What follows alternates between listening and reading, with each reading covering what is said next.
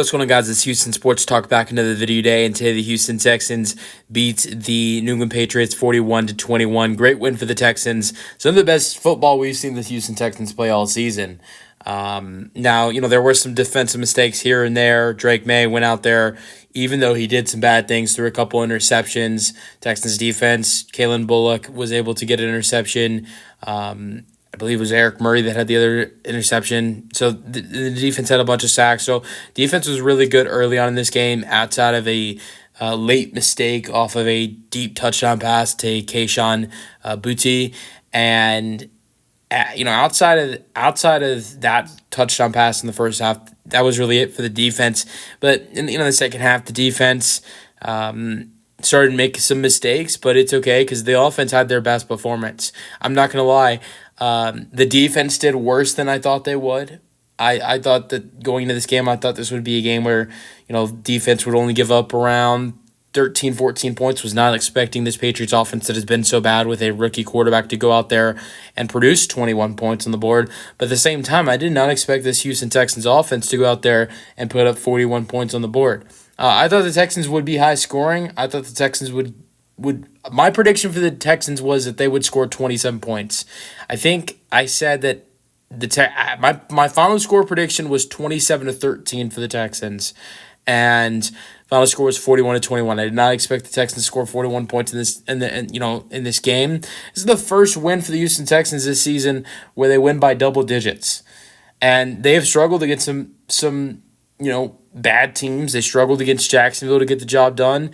Some of those, if you look at it, some of those close wins are against good teams. Look how good Chicago's defense has been this season, and even going back to last season, that was a really close game. The Indianapolis game, they've been pretty solid. They've been average, 3-3. That was a really close game as well. This game, the Texans putting up 41 points on the board was actually the most points the Texans scored since that Week 1 game against the Colts. And then you look at the Bills; they're a tough opponent, and it was a close game. So it's not like look outside of the Jaguars. I look at these close wins, the 4 close wins before this matchup. And the only one that really upsets me is the Jags. Like the Bills, the Colts, and the Bills, the Colts, and the Bears, they don't upset me. Just because the Bills are a good team. The Bears have a great defense, and the Colts was Week 1. Defense was going to be rusty. Team was going to be a little bit rusty, and it was a road game. So, but this looked like the best game of the season so far for the Texans as a complete roster. There have been games where the defense does a really good job and the offense doesn't. There's been some games where it's been the other way around. But I also want to mention this is the first time all season the Texans have, or one of the first times all season the Texans have played good in the second half. The Texans haven't played good in a second half since Week 1 against the Colts, and they weren't even great. They put up 27 points in the second half of this ballgame. If you look at it these last couple weeks, last week against Buffalo only put up 6 points in the second half. Week before that against Jacksonville, I believe the Texans had, I think it was 7 or 10. I think it was 7 points that they had in the first half. In the second half against Minnesota, I don't think they scored any points in the second half, and if not, it was 7 because the Texans only scored 7 points in that ball game. Then you want to go to Chicago. Texans only had, I think, 3 points in the second half of that matchup against Chicago on Sunday Night Football. And then the Colts was the last time the Texans really played good in the second half. So it was good to see the Texans, sinking in offensively in the second half. But I want to go over something that is crazy to me. This is the first win for the Houston Texans in franchise history at Foxborough in New England. First road win for the Houston Texans in New England. And I got to say, I know there are a lot of Texans fans, and me included, that would love to see the Texans go back to Kansas City and get some revenge on the Chiefs after that, that comeback that the Texans blew. And that's something I'd love to see the Texans do. And I think if you ask a Texans fan what's your ultimate heartbreak, your number one heartbreak as a Texans fan, they'll probably tell you it's the Chiefs game. It's the Chiefs game where the Texans blew that lead. Honestly, I have a different answer. the Chiefs game for me is number two. My biggest heartbreak as a Texans fan was the divisional round matchup against the New England Patriots in the 2016-17 season. Now, this was my first year watching football, and this was my first year watching football. Started watching Texans and football mid-season. Started watching them when Brock Osweiler was the quarterback, and the Texans made it to the divisional round. Beat the crap out of the Raiders in the wild card. We were able to get to the divisional round, and I knew a little bit about football, not even 10% of what I know about football now, but I genuinely thought the Texans could make it, could make it all the way. I'm talking about to the Super Bowl, and it was in Houston that year, and I wanted to go if the Texans made it there, and I genuinely thought they would go that far. Looking back at it now, knowing the other threats like New England, Atlanta, some of the other teams in the AFC like Pittsburgh, that year there were some great teams, and the Texans were a solid team, but Texans had no shot. But I actually thought they did, and I thought they were going to beat New England.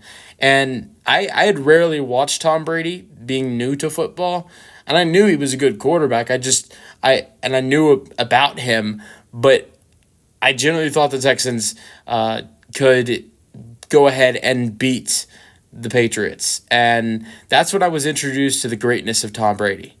And the Texans just got killed. And that was the number one that's the number one heartbreak for me as a Texans fan. It's the first heartbreak. Because I really thought the Texans would make it all the way to the Super Bowl where they were playing in Houston. And that was a big heartbreak. And then over the next couple years, I would see the Texans go to New England, go to Foxborough, and lose games. Like literally the next season, 2017, the Texans play the Patriots week 3. Deshaun Watson as a rookie comes in to New England, absolutely shocking people by killing their defense. Deshaun and the Texans offense had a shootout against Tom Brady, but even though Deshaun, a rookie, comes into the defending champion's house and has a double-digit lead, of course, what does Tom Brady do?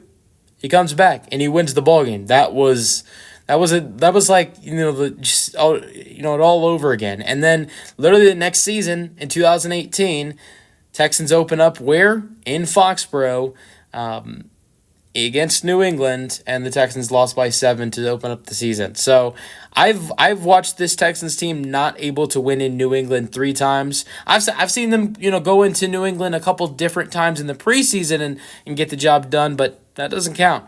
So 3 times I've seen the Houston Texans lose in Foxborough. I gotta say, it felt amazing to watch this team, even though it's a completely different team. It's not Brock Osweiler at quarterback like it was in the playoffs. It's not Deshaun Watson at quarterback like it was the last couple times when the Texans were in New England. It's a different team. It's a different coach. But still, it feels great after 7 matchups in Foxborough. A couple playoff loss. I believe there was another playoff loss outside of that 2017 divisional round game, if I'm not mistaken. So a couple playoff losses in New England as well. Texans finally get that first win in Foxborough. I love to see it, and that's, as a Texans fan, that's truly my number one heartbreak as a Texans fan. Being a 10-year-old discovered NFL fan. So I want to go over this game, though. Texans win 41-21. Scoring summary, Texans got hot early. C.J. Stroud, 2-yard touchdown pass to Tank Dell on an 11-play, 65-yard drive. 70 yards to Tank Dell's first touchdown of the season. Then C.J. Stroud throws a 10-yard touchdown pass to Joe Mixon. It's 14-0. Then I already mentioned the Drake made 40-yard touchdown pass to Kayshon Boutte, and it's 14-7. Then C.J. Stroud throws his third touchdown pass of the day, and it's Stephon Diggs' 10-yard touchdown pass, 21-7. Kaimi Fairbairn with a couple field goals in the third quarter with 6 and 5 minutes remaining. They were really close to each other. 39-46-yarder, 24-7 after the first kick, 27-7 after the second. Then Drake May throws a 6-yard touchdown pass to Hunter Henry, 27-14. Joe Mixon then had a 20-yard touchdown run. Man, was he great in his first game back. 13 carries, 102 rushing yards. Then Drake May throws a touchdown bomb to Mario Douglas, 35 yards, 34-21. And then how about Dameon Pierce? All the hate he got in training camp and preseason for his struggles, I even said the Texans could potentially, explore the option of cutting him. And mainly the reason I was saying that was because of how much talent the Texans had at the running back position in the during training camp and preseason. But Dameon Pierce, great day. I mean, 54 rushing yard touchdown. He had over 70 rushing yards. He was terrific. All right, and that was it for the Texans, scoring 41-21. Game leader C.J. Stroud, 20 for 31, 192 passing yards, 3 passing touchdowns, 1 reception. I believe I'm trying to remember. I believe that's C.J. Stroud's lowest passing yard total this season. I know week 1 he threw for like 230 against Indianapolis. He threw for like 260 against Chicago. Week 3 against the Vikings was bad, but I remember it was 215. These last 2 home games against Jacksonville, Buffalo, he's thrown 300, so that is his lowest passing yard total of the season. It's tough, but the Texans were not passing as much in the second half because their run game was getting big chunk plays. Joe Mixon had a couple big runs. Dameon Pierce, of course, had the big run, a 54-yard touchdown run. He wasn't getting the yards, but he got the touchdowns. He did throw a pick in this game, but he was facing a solid defense. Drake May, 20 for 33, 243 passing yards, 3 passing touchdowns, 2 interceptions. Look, yeah, there were mistakes. He looked rusty, I think, to start off. I think early on you could tell he was really nervous, but of course you're going to be very nervous going up against a great team and a good defense and a great guy running the defense in D'Amico Ryans. A stud defensive line coming after you. Will Anderson, who had 3 sacks today. Danielle Hunter, who's a stud. So many other guys on the defensive line. So I think there's a lot of nerves, and you got to get those nerves out. And I didn't really see a lot of the nerves from Drake May in the second half. I'm honestly really excited to see Drake May next week against the Jacksonville Jaguars. Obviously, as a Texans fan, I don't want the Jaguars to win, so I'll be rooting for the Patriots next Sunday morning in London. But I think Drake May is gonna have a hell of a morning. If you're in the U.S., you're watching it in the morning.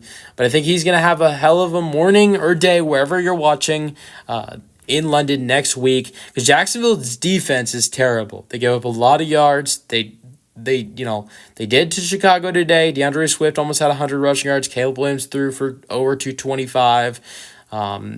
Chicago ran over that Jacksonville defense. Other teams have done it. The Texans just did it a couple weeks ago. So I'm, even though there were some struggles for Drake May, I am predicting that Drake May is going to go out there next week against Jacksonville and kill them. Not just saying that because the Jags are in the Texans division. All right, rushing yards. Of course, Joe Mixon led the Texans in rushing yards for 13 carries and 102 rushing yards, 1 touchdown. This is another good part about Drake May. 5 carries, 38 rushing yards for Drake May. Receiving yards, Stephon Diggs, 6 receptions for 77 receiving yards and a touchdown. Even though Tank Dell was good, Diggs still led the Texans in receiving yards. And then for the Patriots, Demario Douglas, 6 receptions, 92 receiving yards with a touchdown. All right, let's go over some other stats from this game. Davis Mills did come late in the game through a screen pass. It was deflected.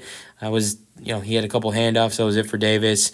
Outside Joe Mixon, Dameon Pierce, 8 carries, 76 rushing yards, 1 touchdown, 54-yard touchdown. Outside that 54-yard touchdown for Dameon Pierce, he had a total of 7 carries for 22 rushing yards. So he was averaging more than 3 yards per carry before that 50-yard carry for the touchdown. So definitely exciting to see Dameon Pierce have a game like this, especially it's like, honestly, to be honest with you guys, I didn't really expect when the Texans brought in Joe Mixon to see games like this where Joe Mixon has 100 rushing yards and 2 touchdowns, and then the Texans are also able to get Dameon Pierce involved in the way where he's nearly 100 yards in rushing. I didn't think I'd see the day where the Texans had both of those guys near 100 rushing yards, or one at 100 and the other almost at 100, with how stacked this pass game is. And I don't know if we would see Dameon Pierce and Joe Mixon having the games they did if it wasn't for Nico Collins being on IR. But love to see Dameon Pierce step up. Love to see Joe Mixon back on the field and playing the way he did, because that was outstanding. CJ Stroud ran for 7 yards, and Dre Ngabalawe had eight rushing yards on 2 carries. Cam Akers had 2 carries for -1 yards. Patriots were without Stevenson, and that really hurt because Gibson was terrible. 13 carries for 19 rushing yards. That's why they really had to rely on Drake May. Outside Demary Douglas for New England, Keyshawn Boutte, 3 receptions for 59 receiving yards, 1 touchdown. Hunter Henry, 3 receptions for 41 receiving yards and 1 touchdown. For the Texans, Stephon Diggs, outside of his 77. Tank Dell had 7 receptions for 57 receiving yards. Joe Mixon had 2 receptions for 30 receiving yards and a touchdown. Dalton Schultz had 4 receptions for 27 receiving yards. Fumbles. CJ Stroud did fumble in this game, but he recovered his own fumble. Texans defense had a couple fumble recoveries.